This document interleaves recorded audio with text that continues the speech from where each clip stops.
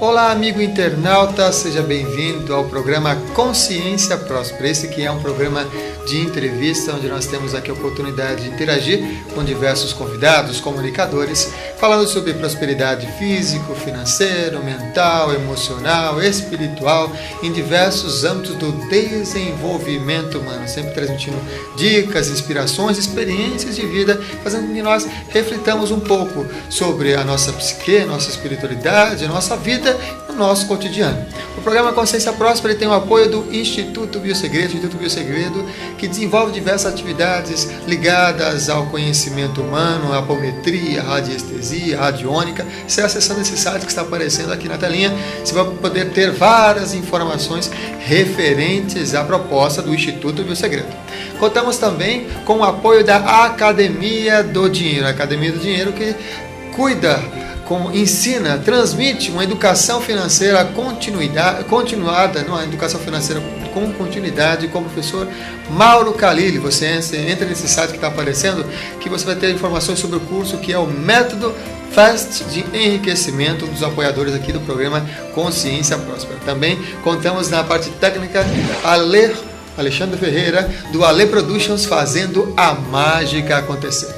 O tema desta edição é psicanálise e espiritualidade. Psicanálise e espiritualidade, nós trouxemos aqui Lázaro Freire, que é o fundador da Voadores, ele é psicanalista, ele é filósofo, é escritor, e está aqui falando sobre esse tema que é psicanálise e espiritualidade. Tudo bem, Lázaro? Tudo bom, Tomel? Tudo bem? Boa noite. Prazer estar aqui com vocês. Que bom, que bom. Como é que começou, Lázaro, então, o seu interesse por esses estudos da psicanálise ou esses estudos do desenvolvimento humano e a espiritualidade? Como é que foi esse seu despertar? A gente sempre gosta de conhecer um pouco sobre nossos convidados, né? Eu trabalho com espiritualidade já há muito tempo, né? Eu tive um chamado espiritual próprio meu, fui me desenvolvendo nessa área, trabalhei dentro do espiritismo, dentro do paganismo, sempre fui pesquisador, escritor nessa área, coordeno alguns grupos como Voadores, e naturalmente, pela visão mais universalista que a gente procurava ter, eu fui entrando em contato, né, com questões que são psíquicas. Até onde vai o psiquismo, né, até onde vai a espiritualidade? Será que tem alguma diferença entre os dois? Que nem sei se tem assim. Quais são os critérios que a gente tem que ter? Né? Se Deus fala ao homem, vai falar sempre a partir da mente do homem. Então, há o médium homem e há o médium mente também. Então, não dá para dissociar uma coisa da outra. Né? Eu tenho que entender como é que eu lido com isso. Então, naturalmente, eu fui conhecendo ali a psicologia, primeiro do Jung, né, que é mais aberto, espiritualista, enfim. A partir de então, até para fundamentar meu trabalho espiritualista, para poder financiar cursos que eu fazia sem fins lucrativos e atendimentos, eu pensei em fazer algum atendimento, pegar uma base mais acadêmica, em psicanálise mesmo. Sim. A princípio era só um meio para eu escrever, para poder fazer palestras, enfim, né? Mas o que aconteceu? Quando eu comecei a entrar nessa área já de psicanálise, de atendimento olho no olho com a pessoa ali, acabei criando um vínculo, né, um compromisso, que é diferente, é muito bom, fiz muito curso para 200 pessoas, rodei o Brasil inteiro, enfim. Mas assim, a gente trabalha numa dimensão diferente quando eu estou responsável com alguém ali, tirando ele às vezes, sei lá, das drogas, ou fazendo alguém encontrar o seu sentido de vida, ou dando uma tradução até espiritual, ou material, né? Quantas vezes é material ali para a pessoa. Então o que aconteceu foi que eu me apaixonei pela clínica nesse meio tempo, né? Enfim, então naturalmente eu fui vindo da espiritualidade para Jung, da Jung para o paradigma transpessoal, que é uma psicologia que fala com o transcendente, né, sem rotular, não vou dizer que isso é umbanda, que é o anjo de Deus, que é demônio, se é obsessor, sim, mas a gente está aberto para entender que nós somos mais do que aquilo que a gente conhece como sendo nós, né? E, a partir daí, eu fui para uma técnica um pouco mais aberta de psicologia, espiritualidade e filosofia, juntando tudo que eu fiz na vida. Legal, vamos para o básico para a gente ter uma noção e as pessoas também poderem entender qual é a diferença desse percurso inteiro. Né? Primeiro, o que seria a psicanálise? O que é realmente a psicanálise? Qual é o embasamento teórico que está por detrás desse tal de fundo, nessa psicanálise? Né? A psicanálise clássica nasceu com Freud ali por volta de 1900, né, um pouquinho antes. Ele pesquisava fenômenos inconscientes, né, o que está por trás de alguns fenômenos. Até começou com algumas coisas que eram ditas espirituais e que não eram tão espirituais assim, enfim, e ela acaba sendo uma técnica, né, que deu origem à psicologia moderna, foi uma das primeiras técnicas que a gente teve ali, para lidar com o entendimento de tudo aquilo que a pessoa não conhece sobre si. Então, os fundamentos dessa psicanálise clássica inicialmente começam ali com Freud na questão da sexualidade humana. Eu entendo porque era uma grande questão daquela época, daquela Europa reprimida, sim, mas a gente que é mais heterodoxo, a gente que é mais aberto, a gente não pensa só nessa questão, como Freud pensava, né? Os clássicos, a gente estende isso para outros conhecimentos. Depois, com o Jung, o conceito da psicanálise se expandiu, entrou aí na psicologia analítica, já abrindo para fenômenos espirituais, né? Enfim, essa técnica vem aí com embasamento acadêmico há 100 e poucos anos, né? Enfim, tem época que as pessoas, né, é mais um pouco deixada em nome de uma visão mais materialista, mas atualmente a academia já vê de uma outra forma. A gente hoje tem um movimento em unir tudo isso e dá origem posteriormente até as correntes de psicologia mais modernas, né? Quer dizer, é engraçado que a gente pensa sempre que psicanálise como uma área da psicologia, mas na verdade os cursos de psicologia surgiram em 1960 e a psicanálise tem 100 e tantos anos, né? Agora, a gente tem psicanálises mais clássicas e tem psicanálises mais abertas. Tem gente que trabalha até hoje dentro daquela maneira que o Freud trabalhava naquela época, né? E tem gente, como a gente, que pega aquilo que o Freud fez, o tipo de pensamento que o Freud e Jung fez, e repensamos os tempos de hoje, inclusive as questões espirituais a partir do inconsciente. Que bacana. E quando, ouvindo a sua fala, eu fico sempre refletindo que, talvez, quem sabe, acho que acredito que boa parte daqueles filósofos antigos também exercia uma espécie de psicanálise ou psicologia, né? O que você acha dessa opinião, né? Sim, sim.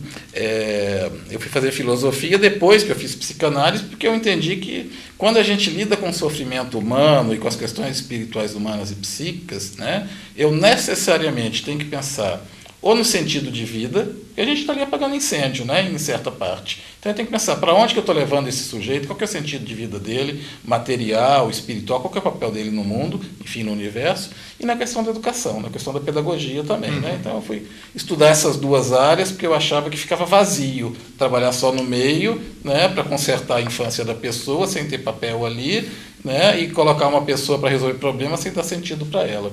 E isso é uma questão que a filosofia sempre cuidou. Né? A filosofia ela é a mãe das outras áreas. Antes da gente ter, Darwin ser um cientista, a gente chamava de Darwin de filósofo da natureza. Antes do método científico que tem hoje aí, tão cético, está estabelecido, né? O que havia era o Bacon, outros filósofos questionando como é que uma validade pode ser dada ou não.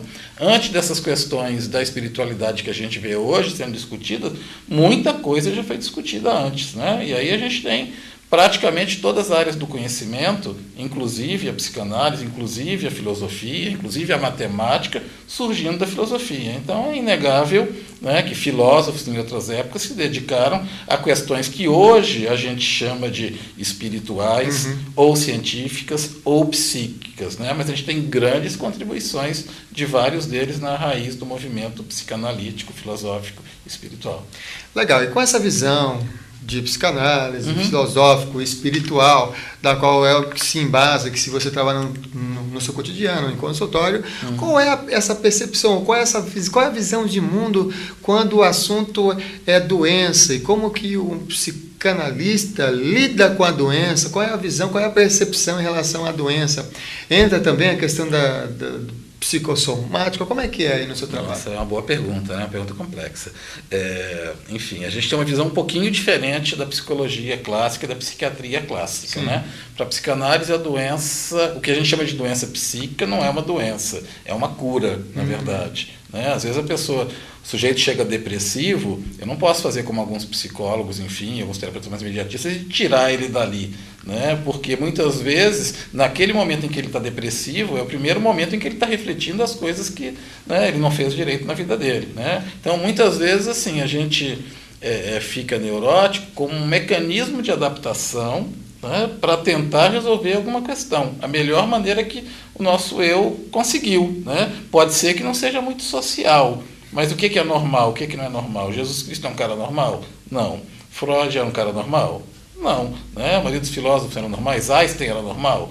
Não. Né? Então a gente pensa, além dessa questão de normalidade, né, de salubridade, que é um outro conceito, né? Faz bem para a saúde ou não faz bem para a saúde? Porque assim, antes de discutir o que é doença, eu tenho que discutir o que é saúde, o que é normal, o que é natural, né? Enfim, o que é natural? O que ocorre na natureza.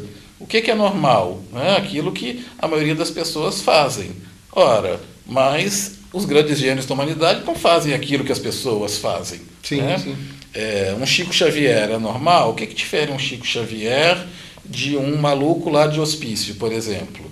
Não é a questão da salubridade ou a questão... mas talvez a funcionalidade. O Chico é normal? Não. Né? Mas, enfim, como é que ele lida com essa questão na vida dele? Né? A gente sabe que o Chico Xavier trabalhou a vida inteira lá no cartório dele, lá nas questões dele, enfim. Não me consta que no meio do trabalho dele ele recebesse espírito, que ele tenha deixado de cuidar da questão material dele, do trabalho dentro do limite dele para exercer isso, né? Não mistura as coisas, nem ele dá certidão na hora do centro, né? Então ele conduz a espiritualidade dele dentro de um lugar, com uma criança. Você não vê ele fazendo profecia, você não vai ver ele fazendo mensagens assim catastróficas, ele só diz aquilo que eleva.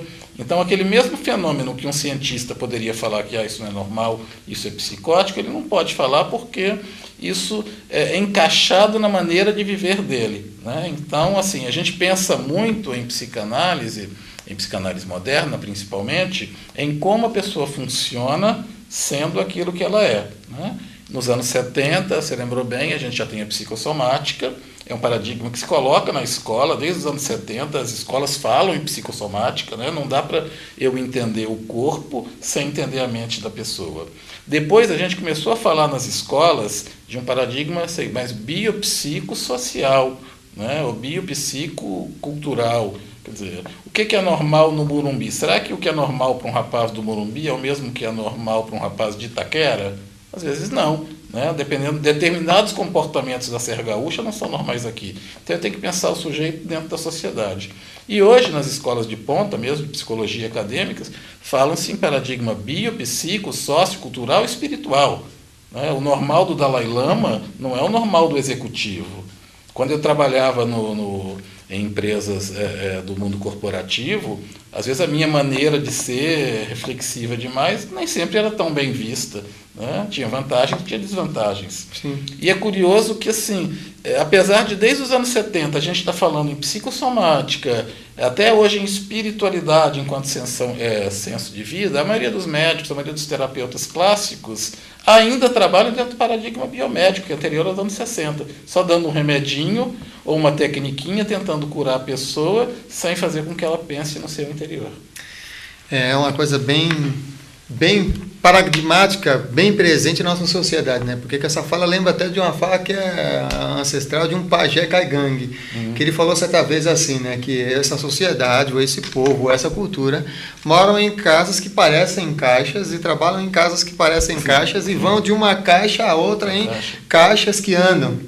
Eles são um povo caixa porque enxergam tudo separado. Eles são normais, normal. Tudo encaixado, tudo encaixadinho, norma, tudo na norma. E esse pajé falou assim, e o que é o indígena? O que é o ser indígena, que às vezes é considerado anormal ou que não respeita as normas? Ele é o natural, é o círculo, a natureza, o que está na natureza, o que está fluindo nesse sentido do ser, nessa busca do ser constante que nós temos. Agora, você falou sobre essa abrangência para o espiritual, aí temos aí a psicologia transpessoal, entre outros assuntos, temos aí a visão dos níveis de consciência, temos o que é um Wilber, aí com vários conceitos inovadores, e temos também um ponto que entrou também, né, que tem entrado, principalmente nessa transpessoal, que é o ponto da hipnose. E eu gostaria de saber de você, que estuda também o Freud, né, que estudou também o Freud, qual seria a visão do Freud em relação ao processo hipnótico? Bom, o Freud ele descobre a psicanálise trabalhando com a hipnose. Né? Todos nós, na formação de psicanálise, temos que ter uma formação em hipnose também. Né? A gente acaba aprendendo. Então, assim, a hipnose é um caminho de acesso ao inconsciente. Começa a surgir isso quando o Freud, aliás, ele via o Freud, Brauer, enfim, ele notava que haviam pacientes ali que estavam com paralisia, que o pessoal acreditava na época que era neurológica, mas sobre um estado de hipnose a pessoa mexia. Então, os nervos dela funcionavam normalmente, o cérebro dela funcionava normalmente. É uma questão de estado de consciência, né? Então, a psicanálise lida com hipnose a priori. O que ocorreu foi que, ao longo do desenvolvimento, a psicanálise ela desenvolveu outras técnicas mais eficientes e mais rápidas para aquilo que interessa à psicanálise especificamente. A ericksoniana, por exemplo, ela foi assimilada, como é que é na psicanálise, ou não? Então, não, a gente não trabalha diretamente com hipnose ericksoniana, né, em psicanálise, porque a gente tem algumas outras técnicas, né? Estudamos, né, hipnose clássica, hipnose ericksoniana, mas o método de trabalho de um psicanalista, né, acaba sendo buscar o inconsciente. E isso para buscar o inconsciente, não para reprogramar a pessoa. A psicanálise clássica funcionaria muito bem, porque a hipnose clássica. Porque a pessoa me daria o conteúdo. Acontece que nem todas as pessoas são hipnotizáveis, né? Enfim, e eu perco um tempo precioso ali de sessão, às vezes, colocando em hipnose e retirando de hipnose. Uma outra questão que a gente tem também em relação à hipnose, que a gente não usa mais tanto em consultório, é porque, vamos supor, para a gente trabalha muito com conteúdos simbólicos. Sim. Né? Então eu posso pegar o conteúdo do inconsciente, que é o que interessa para um analista, porque a psicanálise trabalha com análise da psique. É diferente de um psicólogo comportamental, que ele acaba colocando mais ou menos o que é certo ou errado para a pessoa. A gente só analisa, né? Enfim, eu posso pegar esse conteúdo da hipnose, posso pegar do sonho, posso pegar da estrutura da fala da pessoa, posso pegar das sincronicidades da vida dela, posso pegar de um fenômeno espiritual, porque passou pela mente, de uma projeção astral. Enfim, eu tenho 1000 ferramentas. Posso fazer uma meditação induzida ali, em técnica junguiana, uma meditação ali, uma imaginação ativa e retirar algum conteúdo, né? Mas imagina o seguinte... vamos pegar ali naquela coisa mais chavão do Freud, né? Um cigarro, por exemplo, ele é cilíndrico, e se eu pensar só sexualmente, ele é uma espécie de falo. Num sonho, pode ser que em alguém que tenha uma questão sexual, o cigarro seja simbolizado como um falo, por exemplo. Né? Então, assim, porque no universo simbólico da pessoa, uma coisa equivale à outra. Então eu poderia até, sob hipnose, ver ele falando de coisas cilíndricas e traduzir isso. Ele falando de perda de dente, como num sonho, e entender isso como uma metáfora de perda de poder, fazer uma leitura metafísica disso. Isso o analista pode fazer, porque eu estou trabalhando com o meu consciente. Agora imagina o contrário, né? Eu dou um comando para ele, né? Lógico que tem tem o hipnólogo que é experienciado, enfim, que o objetivo dele é outro, ele tem outras técnicas, tem outra maneira. Mas eu, em psicanálise, trabalhando só com conteúdo simbólico, eu dou uma ordem para o sujeito, né, corta o cigarro. Quando ele está sob hipnose, quer dizer, em vez de eu ler, eu estou gravando nele. Né? Como é que eu posso saber se ele vai ler isso como corte o cigarro? Né? Se o cigarro é um falo, de repente eu posso estar tentando, né, fazer com que ele pare de fumar e transformar o cara em impotente. Né? Se é que me entende. Então, assim, a gente não sabe como é que é o universo simbólico da pessoa. Né? Então, a gente, em psicanálise, até podemos usar a técnica para recuperar informações, mas a gente tem precauções ao implantar informações na pessoa. Até porque, por técnica, nós não estamos, a gente tenta em psicanálise jamais, né, colocar a nossa opinião para o paciente. É mais analisar os processos. O que o eu maior dele, o que o self, o que o amparador interno dele está dizendo para ele, mesmo que eu não concorde. Né? Já houve situações em que, fazendo a leitura do sonho dele, do inconsciente, da experiência espiritual dele, eu entendo que o que o eu maior dele está sugerindo para ele é algo que a minha ética não faria, por exemplo, uma postura na empresa, né? Que eu jamais faria. Mas eu falo, olha... Eu não faria, mas parece que você está querendo dizer que toda vez que você faz isso acontece aquilo. E aí o cara fala, ok. Então ele vai lá, toma a postura antiética que eu jamais tomaria, e com isso ele consegue resolver o problema e depois até fazer a ética de volta, compensar. Né? Então eu aprendo com a pessoa. Né? Porque assim, se eu tivesse imputado a minha maneira de pensar... É assim que tem que ser, é dessa forma que tem que ser a receitinha... Tem um caso muito curioso, assim, logo que eu comecei a atender, eu tive uma separação bastante complicada, enfim, aprendi muito com ela, né? Foi meu karma e foi minha mestra, de uma certa maneira, né? A gente cresce, né? Enfim, com o tempo. Mas logo que eu comecei a atender, apareceu um paciente que tinha uma história muito parecida, né, com a que eu vivi, enfim. E como eu estava muito experiente, sabia de todas as dores do processo, era muito igual, era muita sincronicidade, né? Eu ainda ali inexperiente, né, mais terapeuta do que psicanalista, comecei a vender minha experiência para o sujeito. Não faz assim, faz assado, não faz assim, não, imagina. Cara, a gente cercou o relacionamento dele de todas as formas, o cara desvencilhou-se da separação dele em 3 meses, 6 meses, aquele que eu apanhei durante 2 anos, 3, faltou batizar os futuros filhos dele de Lázaro Freire, de tão feliz que ficou, né? Ok, e aí eu me achei o máximo, né? Vendi minha experiência, essa não me pega mais, né? Quer dizer, entrei em transferência com o processo, fiquei envolvido, né? E aí o cara ficou muito feliz, mas não é que 6 meses depois ele volta, ele tinha arrumado um relacionamento que parecia que é legal, e era 1000 vezes pior do que o primeiro, né?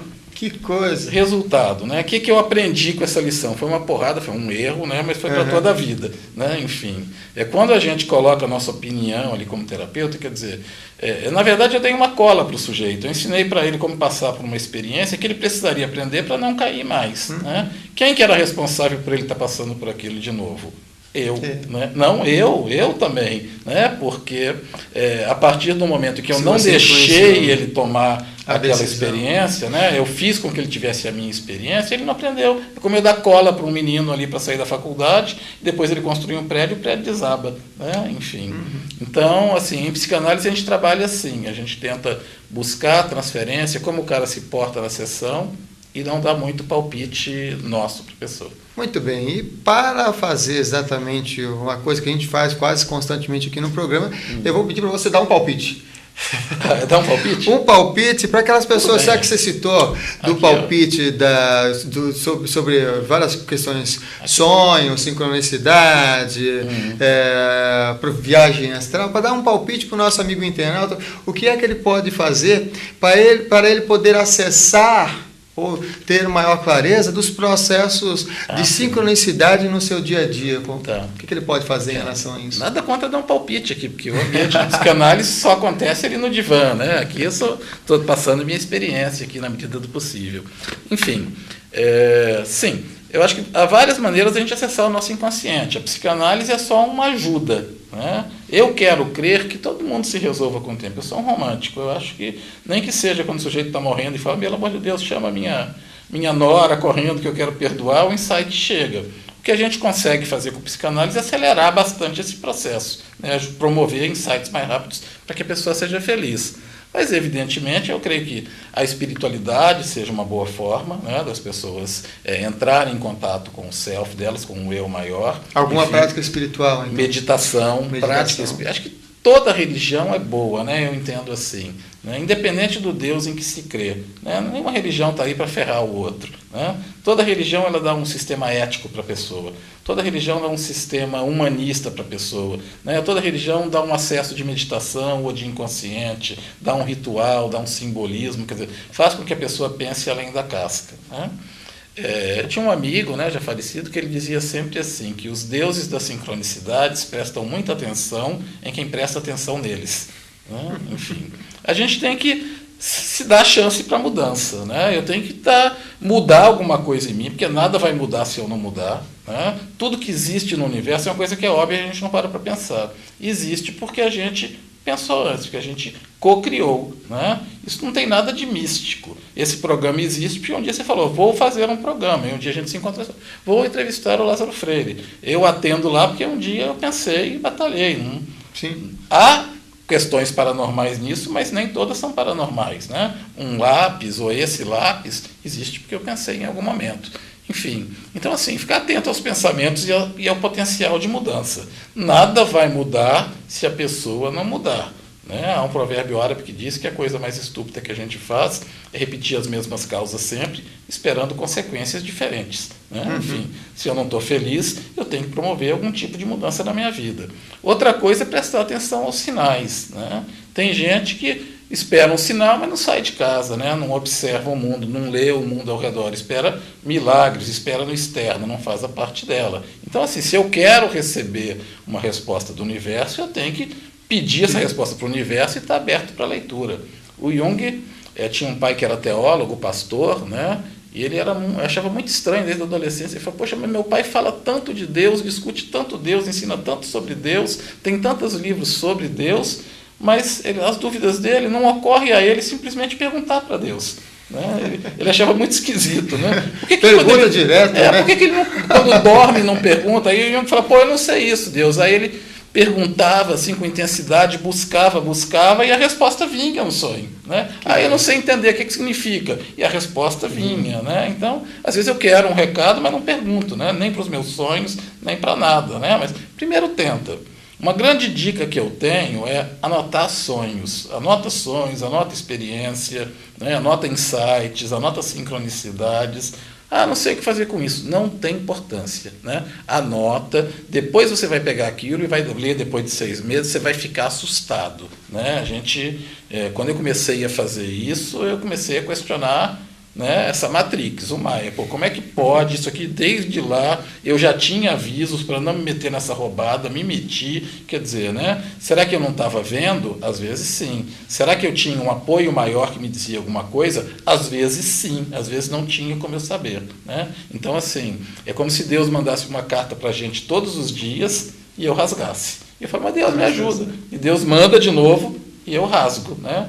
Vem no bom dia do quitandeiro, vem no sonho, vem no insight, vem na dica sábia que alguém dá. Né? Às vezes até no outdoor que você avista no meio da rua. Sim, né? E a pessoa não está aberta, não tem a leitura. Aí se tem dificuldade de entender isso, aí a espiritualidade, né? A boa espiritualidade, os bons terapeutas podem ajudar, mas não é uma relação de dependência. Né? Eu acho que Deus fez isso de maneira que seja acessível ao mais iletrado dos mortais. Né? Se eu tenho dificuldade, a gente está aqui para ajudar, mas tenta primeiro. Pô, passou voando aqui o programa, nós temos menos de 10 segundos, então eu pedi para você deixar sua mensagem final para os nossos amigos internautas, por favor. Tá. Bom, agradeço a oportunidade de estar aqui, e o que eu tenho para dizer é assim, prestem atenção nessa vida inconsciente, né? Nessa vida espiritual. Enfim, fiquem abertos para a mudança. Acho que as coisas não vão mudar se a gente não mudar. Né? Enfim, se eu não estou satisfeito com minhas consequências, eu devo mudar um pouco dessas causas. Né? E é fundamental que a gente comece a procurar a resposta dentro da gente mesmo. Muito bem, nós agradecemos aqui a participação do Lázaro Freire no programa Consciência Próspera, e agradecemos também a você que está nos acompanhando. Se você gostou, curtam, compartilhe, divulgue aí nas redes sociais, fique à vontade que esse programa é para isso mesmo, para de alguma maneira também ser algum sentido, algum sinal, alguma coisa que chegou para você na sincronicidade que te toque de alguma maneira. Um beijo de luz para você e te espero numa próxima edição do programa Consciência Próspera. Até lá!